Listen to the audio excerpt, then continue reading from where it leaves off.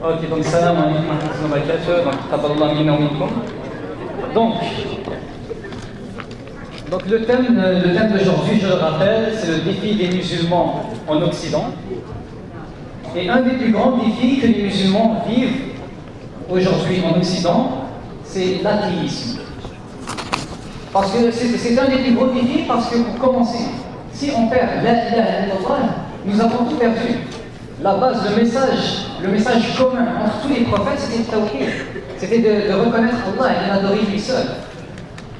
Mais aussi, c'est un des plus grands défis parce que nous sommes à une époque et dans un contexte où souvent l'athéisme est perçu comme l'alternative réaliste, scientifique, logique.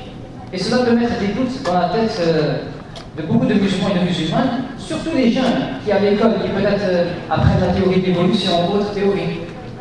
Et donc, plusieurs musulmans, depuis leur jeunesse, ils prient, ils jeûnent, ils font plusieurs actes culturels qu'ils ont appris depuis leur enfance, mais dès qu'ils sont confrontés à un musulman qui leur dit, mais de base, pourquoi tu fais tout ça? Pourquoi tous ces règlements? Pourquoi adorer ce Dieu? C'est là que le jeune, il bloque. Il n'était pas prêt pour ça. Il est musulman parce qu'il est né musulman, dans une famille musulmane. Il fait ce qu'on lui a enseigné depuis qu'il est tout petit. Mais tout comme le corps a des besoins physiologiques, le cœur a des besoins spirituels. Et donc ça nous montre l'importance du sujet qui sera discuté aujourd'hui, Inch'Allah, puisque le sujet s'intitule « Pourquoi suis-je croyant ?» Et il va être donné par le professeur Mansef Zennati, qui a écrit plusieurs livres dans la sunna, mode d'emploi, qu'est-ce que la charia, les sciences du Coran, les sciences du hadith et autres. Vous pouvez d'ailleurs trouver plusieurs de ses conférences sur YouTube. C'est un professeur à l'Institut européen des sciences humaines à Château-Chinon et il est membre de l'Union mondiale des savants musulmans et il est responsable du département d'études à distance à l'Institut européen des sciences humaines. Donc il est professeur là-bas.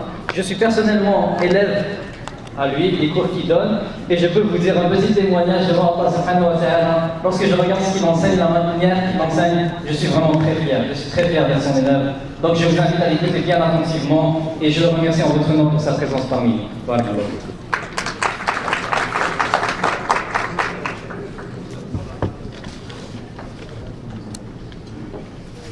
Bismillah. Bismillah, alhamdulillah, salatu wa salam ala rasulillah.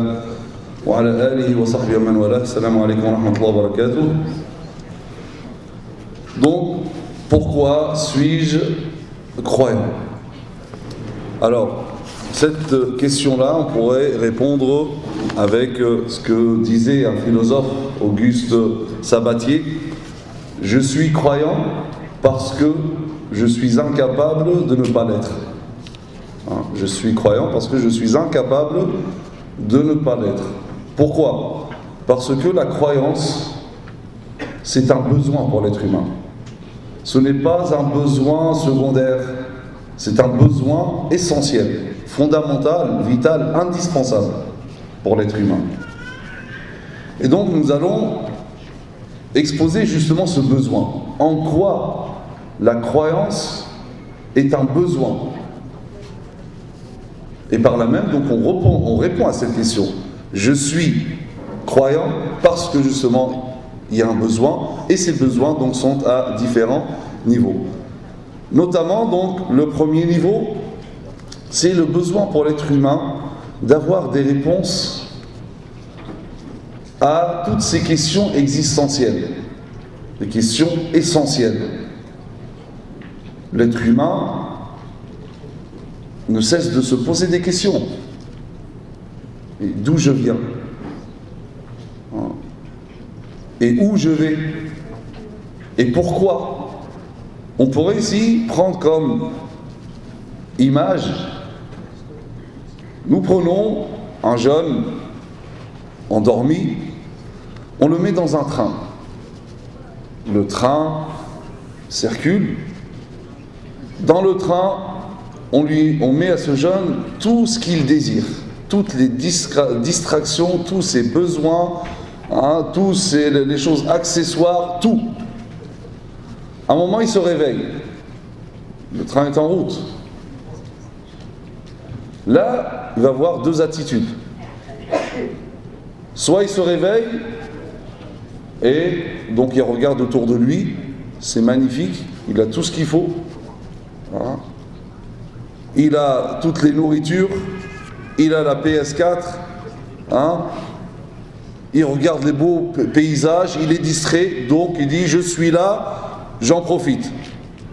Et il ne se pose pas de questions. Hein. La deuxième attitude, c'est je me réveille, la première chose que je me dis c'est quoi? Subhanallah. Comment?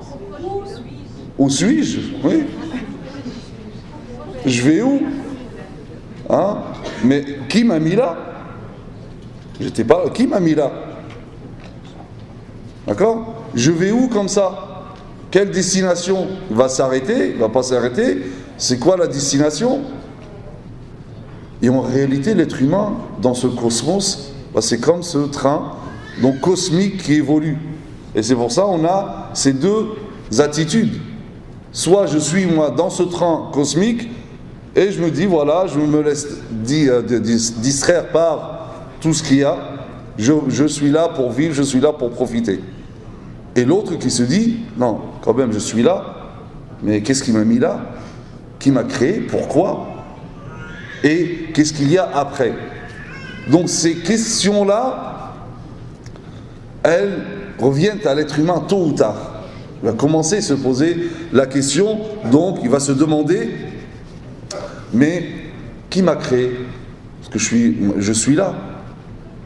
Est-ce que je suis arrivé comme ça? Qui m'a créé? Hein?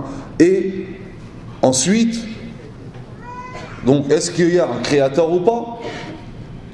Et s'il y a un créateur, ben c'est quoi mon rapport à lui? Ou m'a-t-il créé comme ça et il me laisse sans aucune règle, sans aucune norme, rien du tout, hein? Et il regarde aussi autour de lui, il voit qu'il est dans cet univers. Mais là aussi, l'univers, il vient d'où? Et pourquoi il a été créé? Et c'est quoi, moi, mon rapport avec cet univers? Ensuite, il se pose la question, il y a la mort.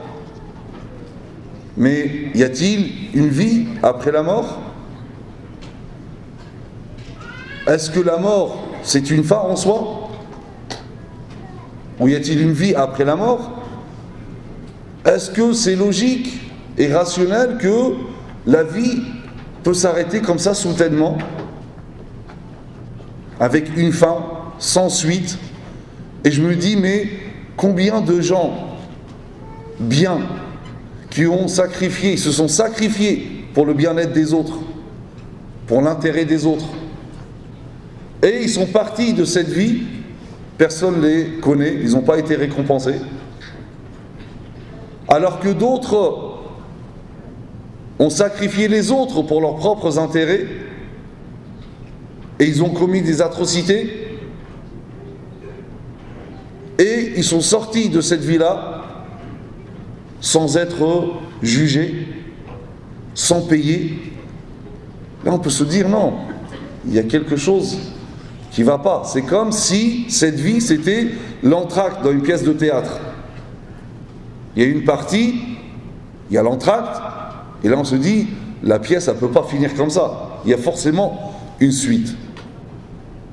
Ben, la vie en fait c'est comme ça, elle s'arrête, mais là on se dit c'est pas possible que ça s'arrête comme ça, il y a forcément une suite. Imaginons des fœtus jumeaux, imaginons en train de parler, l'autre dit est-ce que tu penses que il y a une autre vie là à part notre vie là? L'autre il va dire mais non, on a tout ce qu'il faut ici, on est oxygéné, on est nourri, qu'est-ce que tu veux de plus? Il n'y a rien d'autre. Et l'autre va lui dire ah mais non, il y a quelque chose quand même, on a des pieds, on a des mains, on a des poumons, et tout ça en réalité ça ne sert à rien ici, donc apparemment on a été créé pour une autre vie, pas celle-ci. Et en réalité c'est pareil aussi après, parce que l'être humain il ressent des choses. L'être humain n'est jamais satisfait. Tu peux lui donner ce que tu veux. Tu lui donnes 1 million, alors qu'il n'avait rien. Tu lui donnes 1 million, du coup, c'est plus assez. Il en veut un deuxième. Tu lui donnes un deuxième, il veut un troisième. Comme dit le prophète, rien ne peut rassasier l'enfant de Adam, l'être humain, que la terre, quand il va mourir.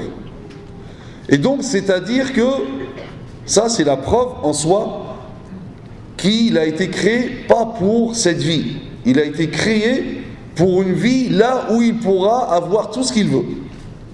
Mais c'est pas ici. Pareil, il va se poser la question, mais pourquoi je suis là? L'être humain va regarder autour de lui, il va voir que toute chose a une fonction. Dans la nature, toute chose a un programme, toute chose est programmée.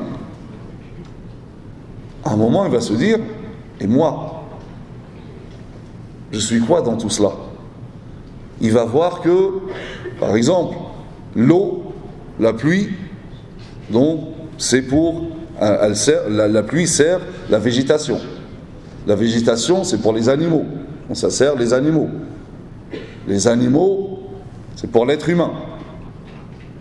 Et l'être humain, pour qui? Donc, il va se poser les questions.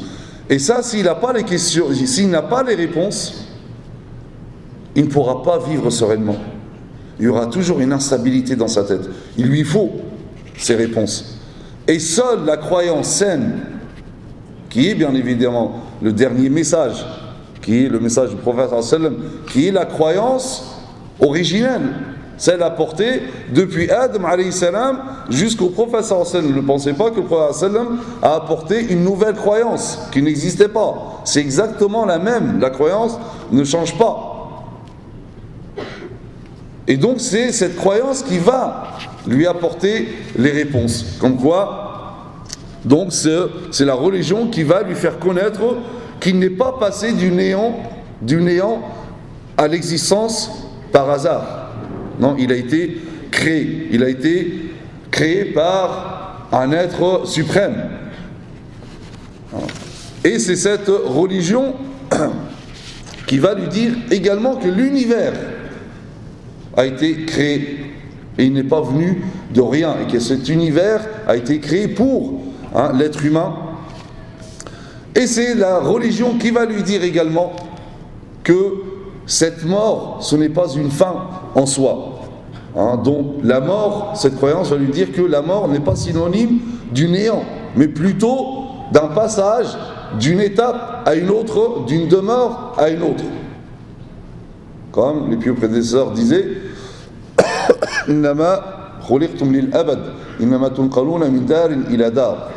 vous avez été créé pour l'éternité. Lorsque vous êtes créé pour l'éternité. En réalité, vous ne faites que de passer d'une demeure à une autre. Donc la mort, ce n'est pas synonyme du néant.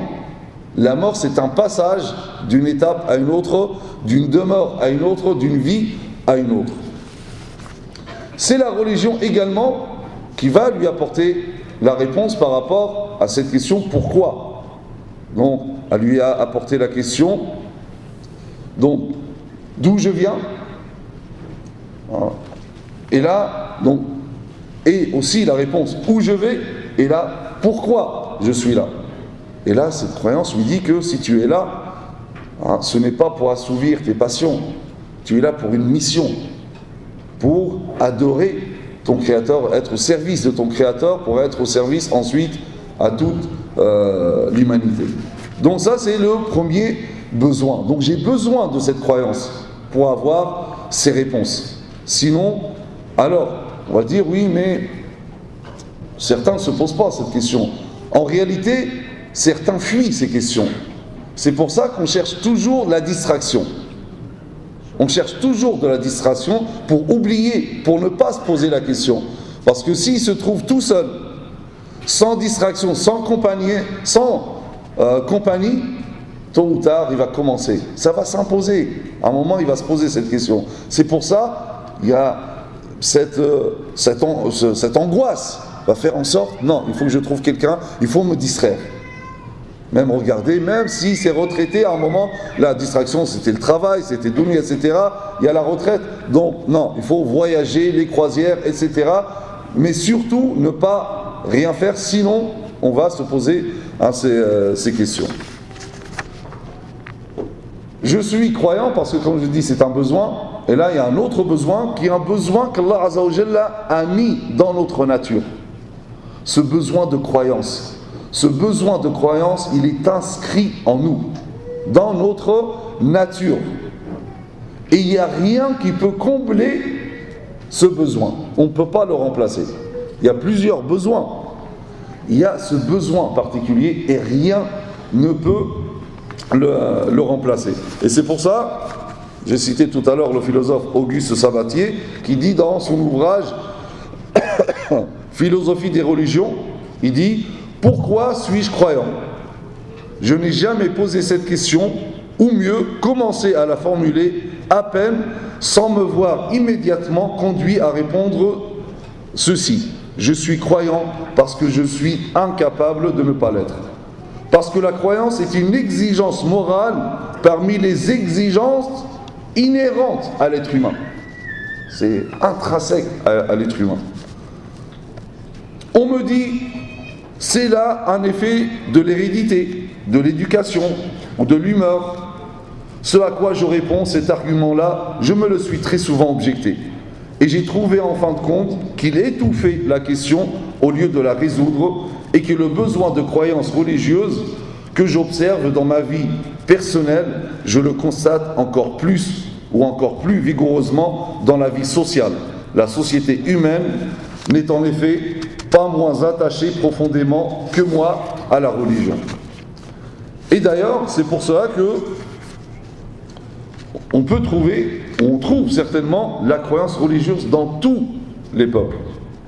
Même si cette croyance-là a été déviée, mais il n'y a pas un peuple sans croyance. L'historien grec, Plutarque, disait: dans l'histoire, on peut trouver des villes sans murailles, sans littérature, sans roi, sans maison, sans trésor, sans monnaie ni théâtre. Mais on ne trouvera jamais une ville qui n'ait point de sanctuaire et point de divinité. C'est inné dans l'être humain. Bergson disait: on trouve dans le passé, on trouverait même aujourd'hui des sociétés qui n'ont ni science, ni art, ni philosophie, mais il n'y a jamais eu de société sans religion. L'historien Jean-Pierre Vernant ajoute: il n'y a pas d'exemple de groupe humain sans religion. Donc c'est inscrit dans la nature de l'être humain, donc c'est pour cela que c'est un besoin. Donc croire, c'est un besoin. Le tout, bien sûr, c'est de croire ou d'adopter la croyance saine et authentique, bien sûr. Je suis croyant parce qu'il y a aussi un autre besoin. Et celui-là, c'est du côté psychique. C'est le besoin d'une santé psychique et d'une force spirituelle. Parce que l'être humain, il subit des choses dans sa vie. Des adversités, des calamités, des épreuves. Et là, il a besoin d'un appui, d'un soutien, auquel il va se réfugier, d'un soutien fort sur lequel il peut se reposer à chaque fois justement qu'il est touché par ces difficultés, à chaque fois que les catastrophes s'abattent sur lui par la perte de quelqu'un, de cher, ou la rencontre d'une chose qu'il ne souhaitait pas rencontrer, ou la réalisation de ce qu'il redoutait. Mais ça arrive quand même. Là, cette croyance va lui donner une force pendant les moments difficiles. Cette croyance va lui donner de l'espoir dans les moments de désespoir. Elle va lui donner de l'espérance dans les moments de peur et de patience dans l'adversité. La foi, la croyance en Allah Azza wa Jalla, en Dieu, la croyance en sa justice, en sa miséricorde, en sa rétribution dans l'au-delà, donne à l'être humain une santé psychique et une force spirituelle. Quelles que soient les choses qui peuvent lui arriver. Il se peut qu'il a subi une injustice. Et il n'a pas su comment. Et il n'a pas pu lever cette injustice. Mais au fond de lui, il sait qu'Allah Azza wa Jalla est juste.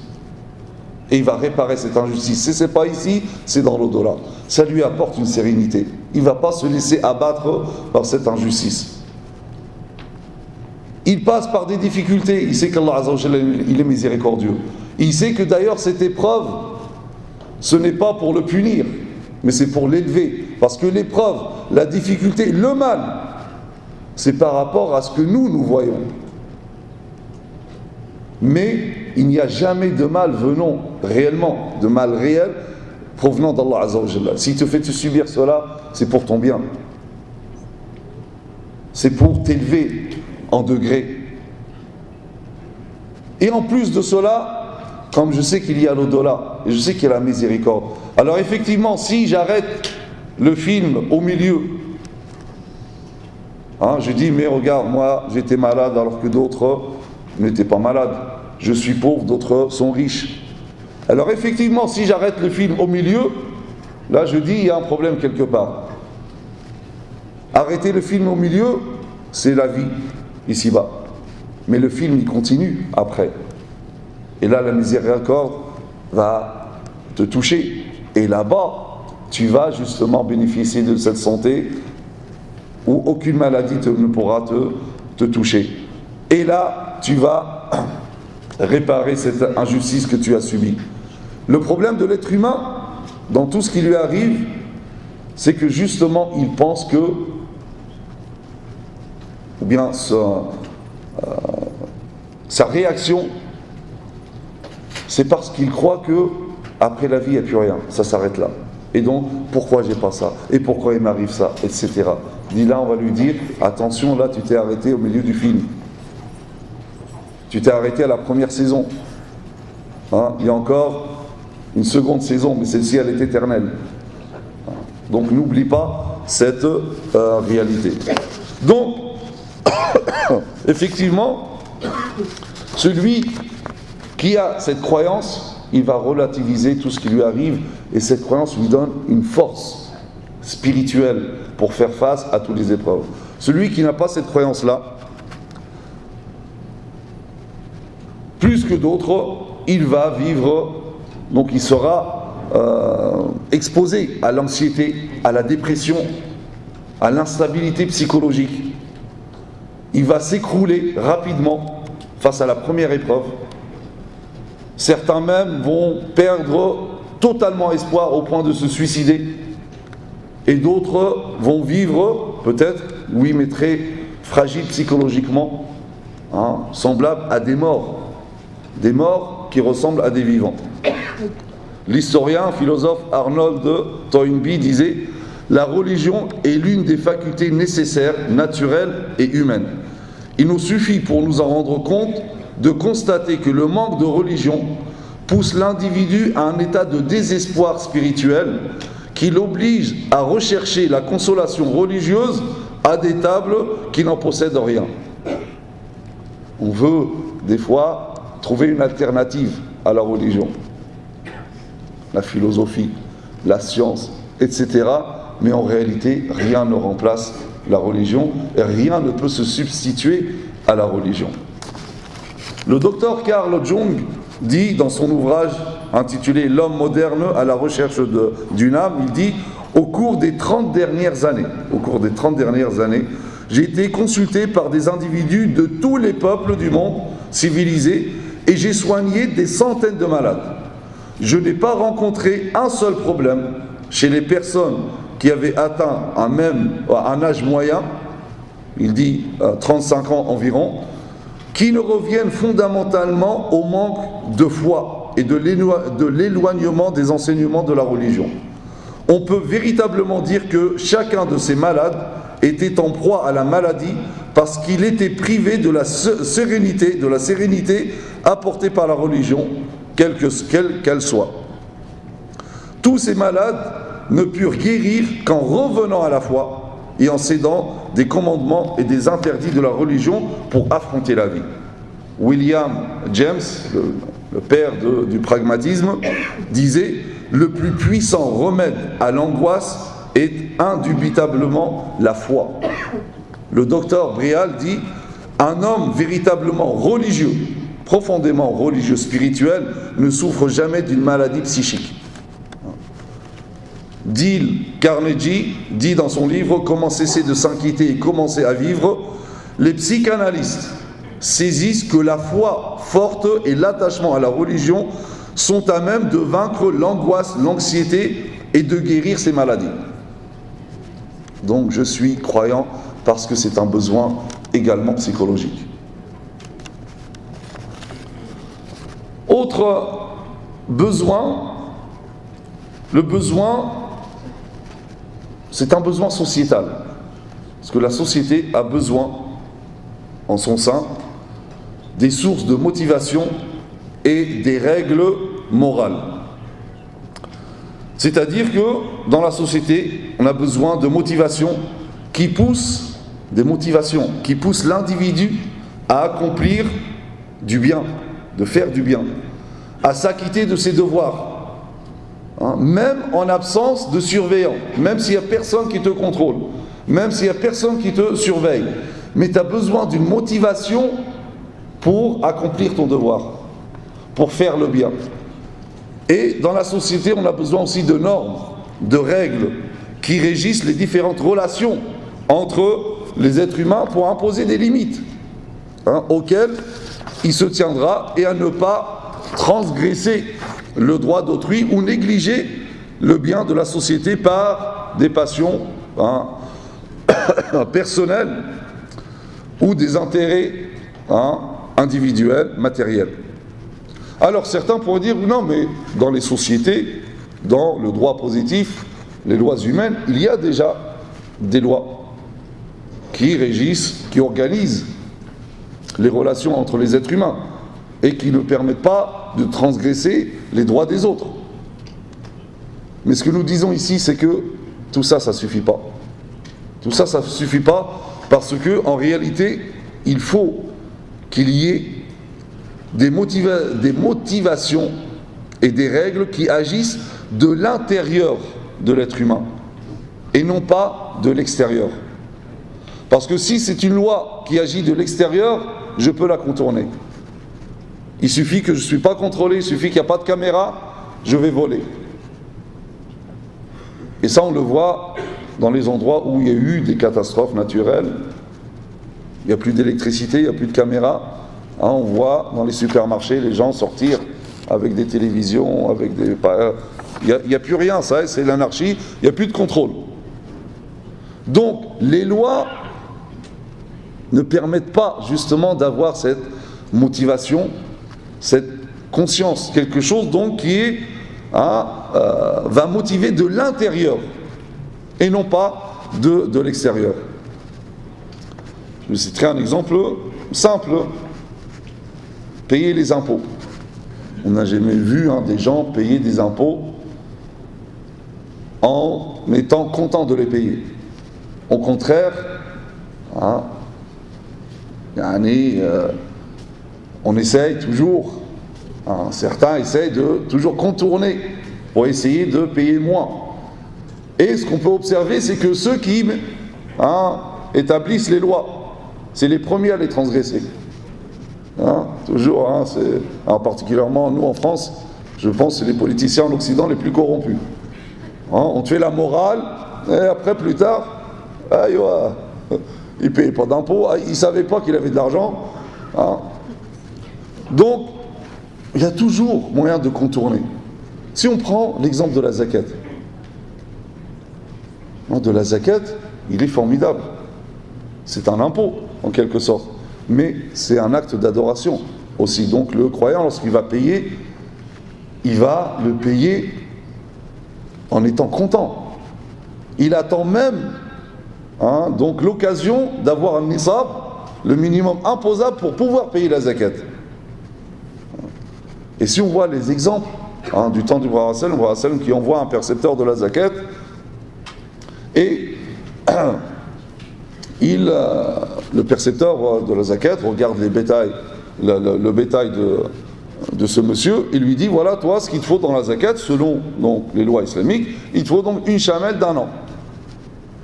Il lui dit, mais une chamelle d'1 an, elle ne sert à rien, elle ne peut pas avoir de petits chameaux et elle ne peut pas donner de lait. Tiens, moi, je vais te donner cette chamelle qui est meilleure. Vous imaginez quelqu'un, les services de l'impôt lui donnent, il dit, tu dois payer tant.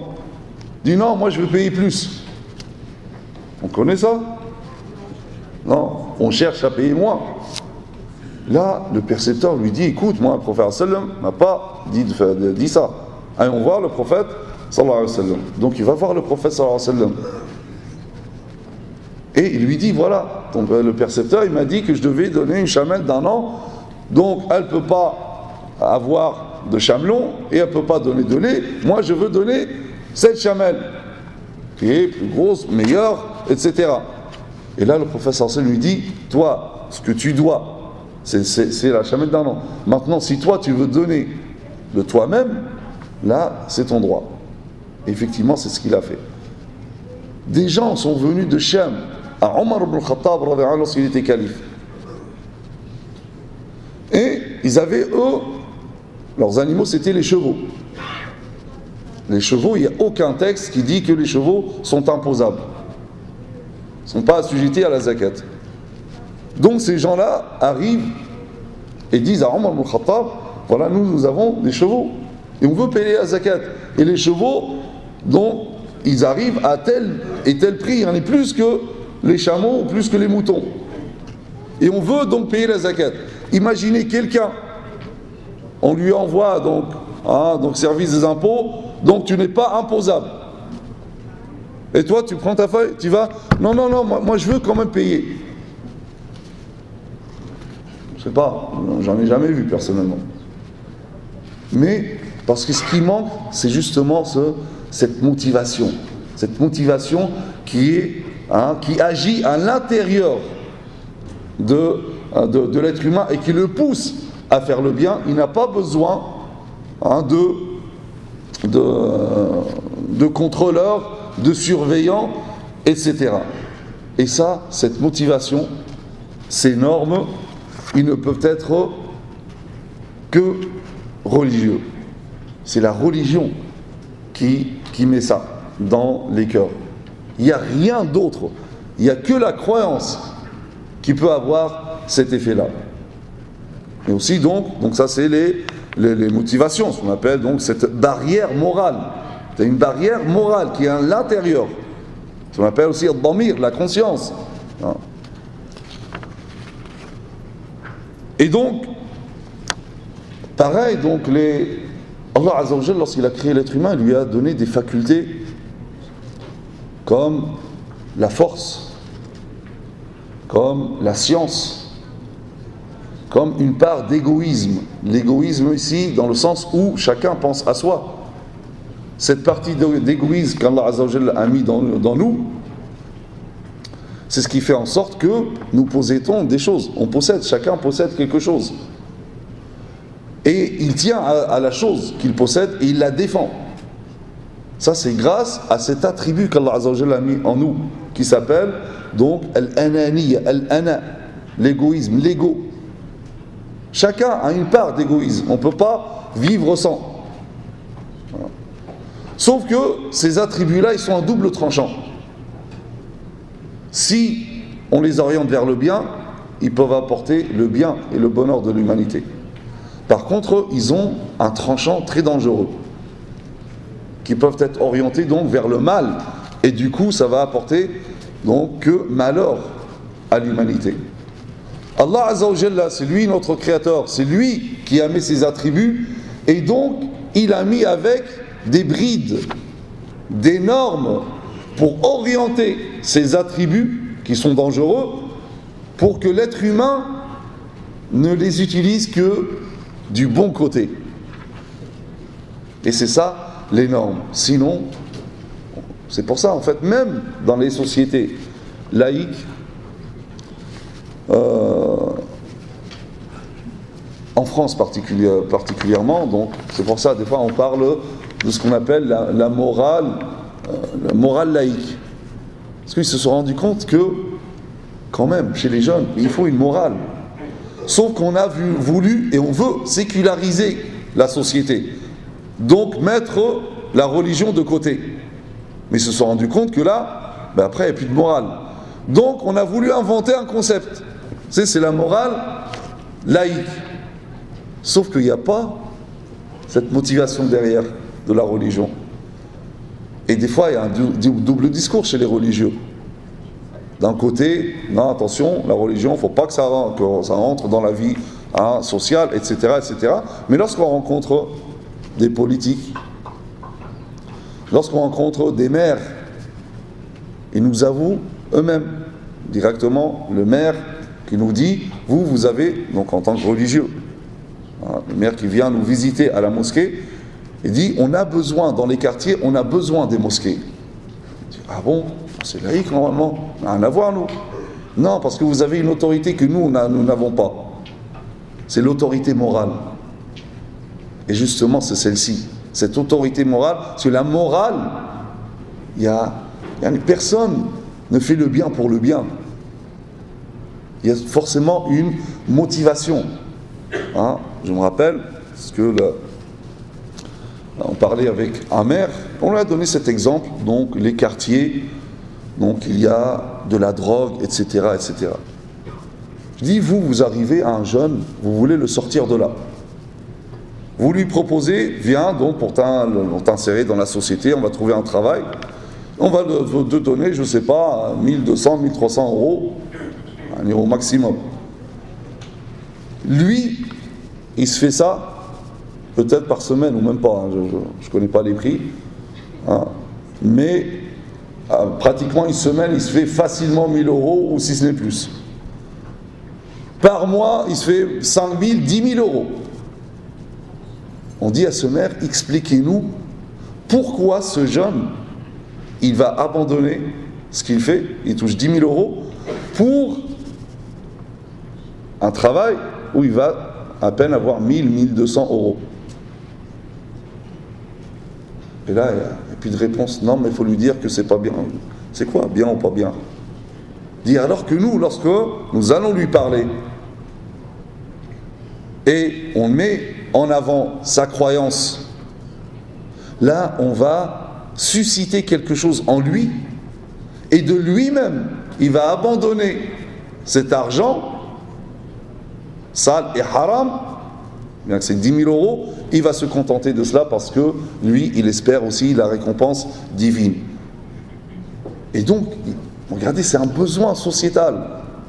Et on voit, lorsqu'on a écarté les religions, les croyances de la société, on voit l'impact sur toute la société. Et d'ailleurs, c'est pour ça que l'un des juges contemporains en Grande-Bretagne, dont il était terrifié par les crimes abominables qu'il voyait, malgré le progrès de la science. Il se dit, mais malgré le progrès de la science, malgré la philosophie, tous les élèves, ils étudient la philosophie, mais pourtant des crimes abominables. Qu'est-ce qui se passe?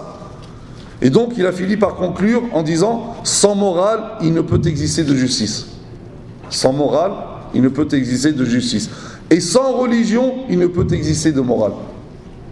Sans religion, il ne peut exister de morale. Napoléon Bonaparte disait, nulle société ne peut exister sans morale. Il n'y a pas de bonne morale sans religion. Il n'y a pas de bonne morale sans religion. Il n'y a donc que la religion qui donne à l'État un appui ferme et durable. Et donc, il n'est pas surprenant de voir même des athées, parmi les sceptiques, reconnaître que la vie ne pourrait être saine sans religion. Et sans la croyance en Allah Azza wa Jalla, sans la croyance en Dieu. Voltaire disait, si Dieu n'existait pas, il faudrait l'inventer. Si Dieu n'existait pas, il faudrait l'inventer. C'est-à-dire, il faudrait l'inventer pour les gens.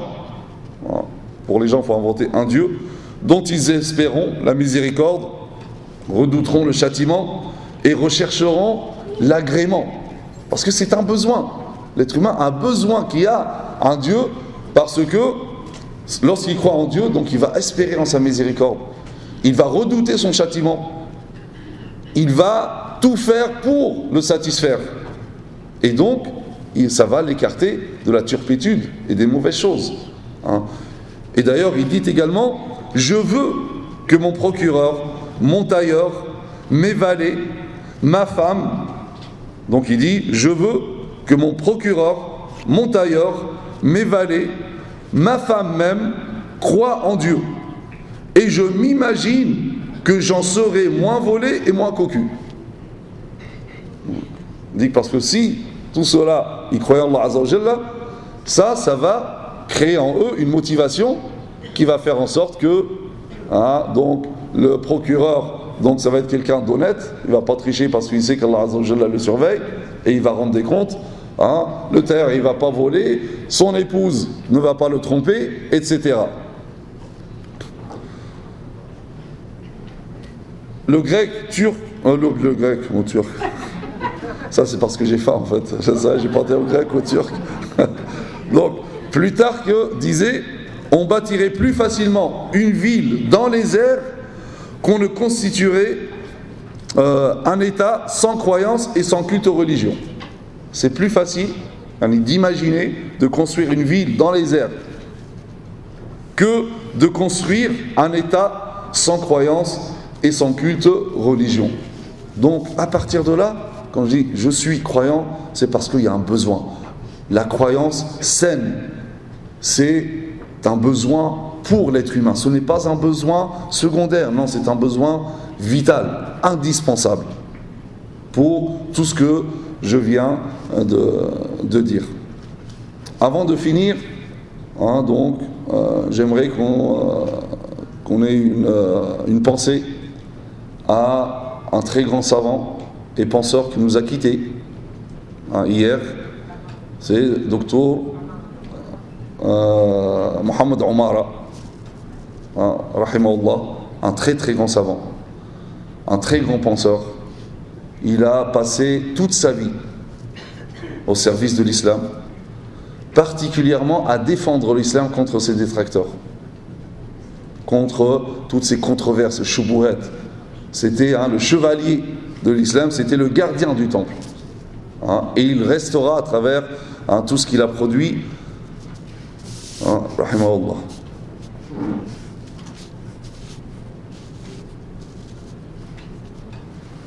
Parce que ce genre de savant, quand on en perd, il ne sera jamais plus remplacé. Chaque savant de ce calibre qui meurt, c'est une brèche qui ne sera jamais colmatée.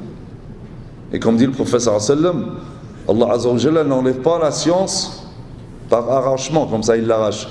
C'est par le décès, par la mort des savants. Donc qu'Allah Azza wa Jalla lui fasse miséricorde et qu'Allah préserve nos savants, Inch'Allah ta'ala. Barakallahu fikum, subhanakallahumma bihamdik. Ashhadu an la ilaha illa anta, nastaghfiruka wa natubu ilayk. Barakallahu fikum.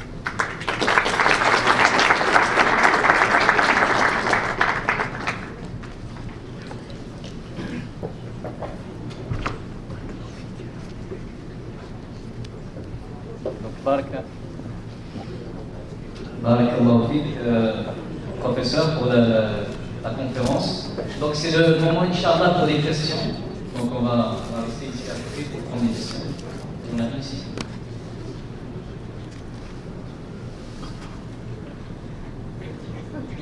Vous n'avez pas de questions? Non, ça va.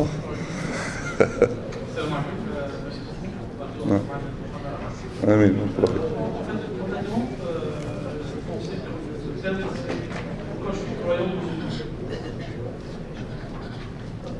Je pensais au début, j'avais compris que c'est pourquoi je suis croyant musulman. Et c'est ça.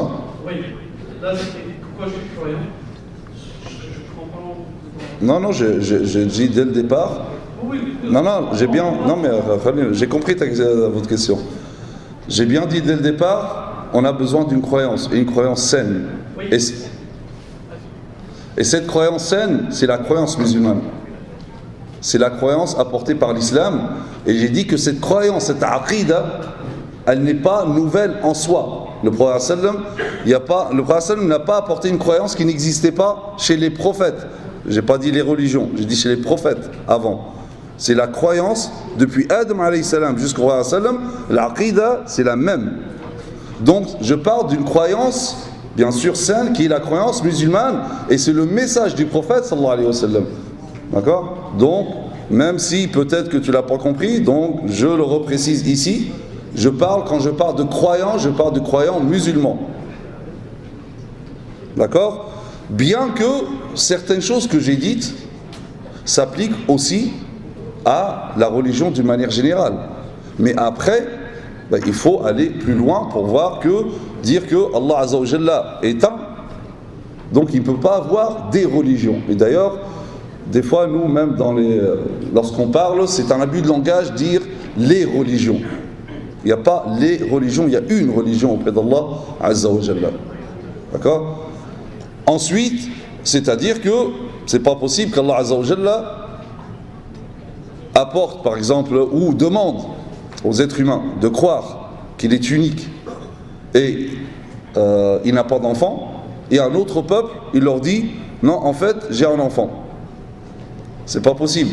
Donc là, à partir de là, pour ce besoin justement, il faut faire le pas d'après pour voir quelle est vraiment la croyance, parce que là on a parlé, c'est Allah Azza wa Jalla qui m'a créé, c'est Allah qui a créé l'univers, donc forcément Allah Azza wa Jalla il demande à tous ses serviteurs une croyance et une pratique.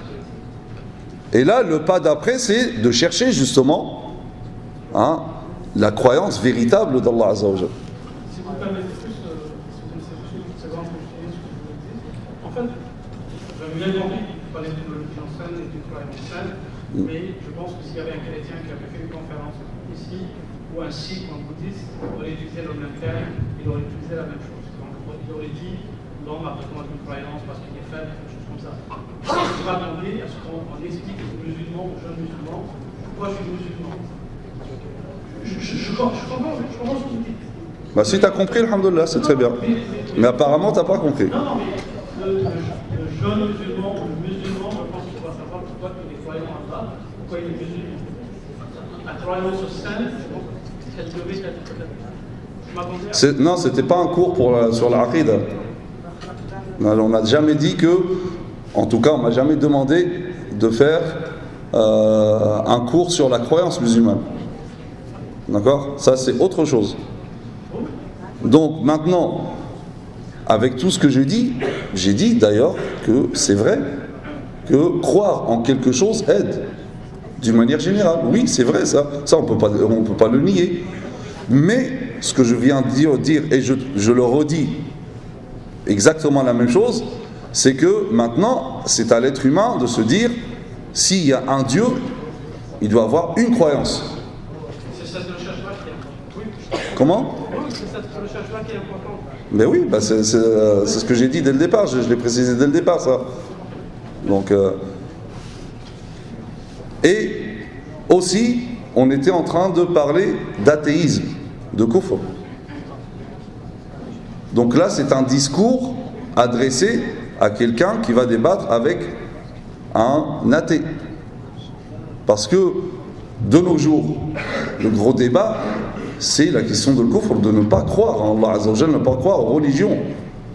C'est pas que, et même ça passe avant les différences des autres religions. Religions qui, à la base, sont monothéistes. Donc c'est l'ilhad qui aujourd'hui est plus répandu qu'autre chose. Et même malheureusement dans les pays musulmans.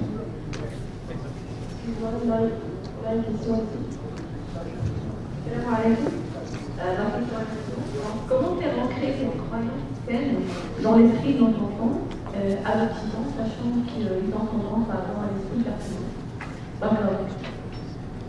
Ils ont tendance à avoir l'esprit cartésien. Et donc il faut que les parents aient l'esprit aussi cartésien. C'est-à-dire, vous savez, dans l'aqida, la croyance musulmane, il y a ce qu'on appelle l'aqida et il y a ilm al-aqida. L'aqida, c'est les éléments de la foi. Ilm al-aqida, c'est le fait de les établir d'une manière rationnelle. Donc maintenant, c'est aux parents de faire une mise à jour pour établir certaines choses. Quand tu veux parler de l'existence d'Allah Azza wa Jal, etc. Et là, il va falloir donner des exemples plus cartésiens, plus scientifiques. Donc, il faut en fait accompagner l'enfant avec l'âge. Parce qu'on ne lui parle pas lorsqu'il a 6 ans, comme il a 10 ans, lorsqu'il a 15 ans.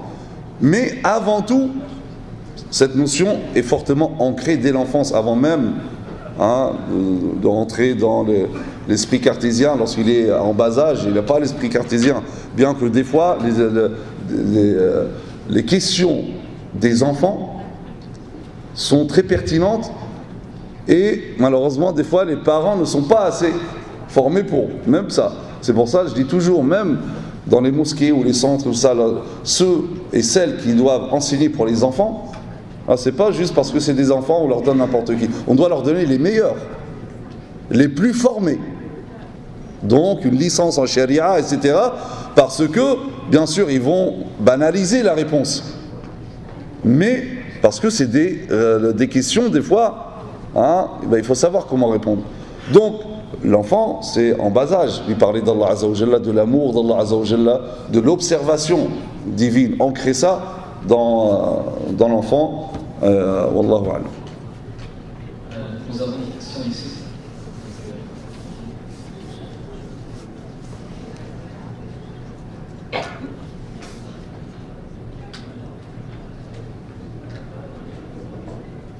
قولها بالعربية ولا؟ بالعربي. ايه قولها بالعربي. بسم الله الرحمن الرحيم. كما نعلم ان العقيده الاسلاميه مرتبطه ارتباطا وثيقا العقيده الاسلاميه مرتبطه ارتباطا وثيقا بالاخلاق، وان عندما يسال على خلق الرسول صلى الله عليه وسلم فقال ان خلقه القران. ليش قال؟ خلقه القران. القران يمشي على الارض. مشكلتنا الحين هو الفصل بين العقيدة والأخلاق. ففي الوقت الذي يدعي فيه المسلمون ارتباطهم بالعقيدة الإسلامية نجد أن هناك تدهور حقيقي في الأخلاق. ويحضرني كلمة رئيس الوزراء الألمانية يرد أن من؟ رئيس الوزراء في ألمانيا أنها تقول أن كل الحروب التي تقوم في المنطقة العربية بين فريقين المسلمين كلهما يقول الله أكبر، يقولون بعضهم بعضا تحت شعار الله أكبر. لكن بعد ما تدخلوا هم قبل بعد فمن وجهة نظرك كيف نربي أولادنا ومجتمعاتنا على الأخلاق الحميدة المرتبطة ارتباطا وثيقا بالعقيدة الإسلامية؟ نعم، أنا في الحقيقة ما أريد أن أخرج عن موضوعي. موضوع التربية سيكون بعد إن شاء الله تعالى. هذا مش موضوع موضوع فقط حاجة الإنسان إلى الدين. أنا ما أريد أن أخرج من الموضوع نتاعي. هناك بعض هذا السؤال هذا أجله بعض التدخل الآخر إن شاء الله تعالى. La question donc c'était qu'il y a une séparation chez les musulmans entre les enseignements du Coran et le comportement et la morale. Donc comment éduquer nos enfants pour qu'il n'y ait pas cette séparation. Mais donc je lui ai répondu que ça ce n'était pas le thème de ma conférence, donc je voudrais rester sur le thème pour ne pas se disperser et qu'il ajoute la question pour la conférence juste d'après qui est sur l'éducation des enfants justement. Donc juste avant de prendre une question chez les sœurs, s'il vous plaît, juste pour vous rappeler, juste pour le bon fonctionnement du programme Inch'Allah, que les questions ne dépassent pas 1 minute. D'accord ? Ça je sais c'est vrai. 1 minute, ok. Et s'il vous plaît, ce n'est pas sous forme de commentaire, juste un question rapide pour pouvoir enchaîner. La question, c'est par rapport à pourquoi je suis croyante. Et en principe, un bon musulman n'est pas censé avoir de problème psychique, mais on a tendance récemment à voir plus en plus des musulmans jeunes ou plus ou moins jeunes qui ont des problèmes psychiques, même la dépression, des fois on entend beaucoup de cas de suicide ici à Montréal. Et puis, est-ce que la réponse, plus qu'en général, c'est un manquement dans la aqidah, un manquement dans la foi, ou il y a d'autres explications qui... Est-ce qu'un musulman est censé avoir la dépression? Et lorsqu'il a la dépression, est-ce que c'est parce qu'il a mis sa façon humaine, ou c'est parce qu'il a des défis qui sont un peu plus forts que lui, des défis de réalisation de soi, d'intégration, et de sortes de défis qui ne lui permettent pas vraiment de sortir bien? Alors, par rapport aux dépressions, même le problème psychologique, il y a une part. Parce que j'ai pas dit vous avez dit au départ le musulman n'est pas censé. Non, j'ai pas dit le musulman. Voilà, le croyant, celui qui est véritablement. Et plus on s'élève spirituellement, moins on sera exposé à tout ce qui est dépression, anxiété, etc. Donc si je passe par des phases comme ça, c'est qu'il y a un manquement dans ce cheminement spirituel. Il faut que je travaille sur moi-même pour renforcer cette confiance en Allah Azza wa Jalla, le côté spirituel.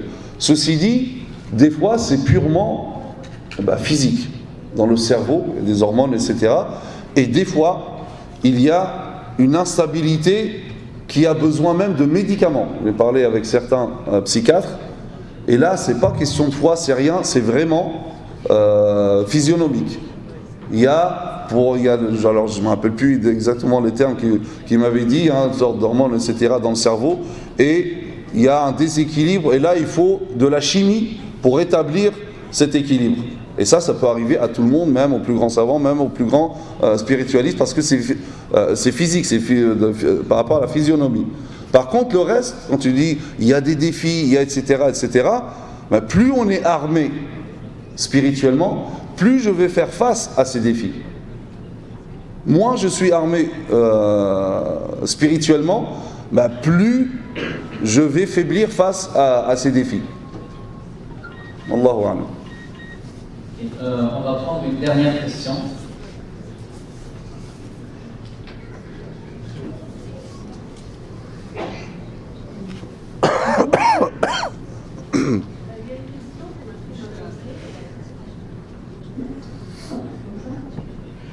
Comment ne pas avoir des freins quand on pense qu'en musulman dans ce pays-là, surtout pour les ados? Comment ne pas avoir des freins? Comment on pense qu'en musulman, comment on va avoir des freins dans la société que je vois? Pas compris. Un ado de 14 ans, il a dit, maman, quand je pense comme une musulmane, j'ai toujours des freins. Ne pas faire ça, ne pas faire ça. Ah, naam. Oui. Naam, parce qu'il y a trop de restrictions dans la religion. Oui. C'est ça. Il faut déjà, d'une manière générale, après, parler justement du lien à Allah Azza wa Jal. On a parlé tout à l'heure de pourquoi je suis là. Je suis là pour adorer Allah Azza wa Jal. Et en fait, il n'y a rien dans l'islam, il n'y a aucune prescription dans l'islam qui est faite juste pour freiner l'être humain, juste pour l'embêter. S'il y a un frein, c'est pour son bien. C'est comme le frein du vélo. D'ici, on t'enlève le frein du vélo, tu risques de faire un accident. C'est exactement pareil. Les prescriptions, c'est les freins, justement, qui nous empêchent de nous faire du mal. Et en réalité, des fois, pourquoi aussi les enfants, peut-être, ils pensent à ce genre de choses, parce que peut-être qu'on met l'accent sur les interdits. Parce qu'une fois, je parlais avec quelqu'un et il me disait, oui, mais en islam, il y a beaucoup de choses interdites, vous ne pouvez pas avoir de l'alcool, vous ne pouvez pas qu'à. Je dis, non, en islam, on peut tout boire, sauf l'alcool.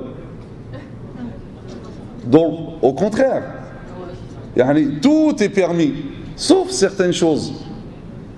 Et quand je regarde ces certaines choses, je vois que finalement, c'est interdit parce que c'est pour notre bien. Allah Azza wa Jalla ne nous impose jamais rien. Allah Azza wa Jalla n'a même pas besoin de notre adoration. Donc s'il nous dit de faire, de ne pas faire, c'est parce que l'intérêt revient à nous. Donc, Allahu A'lam, c'est un début de réponse. Allahu A'lam.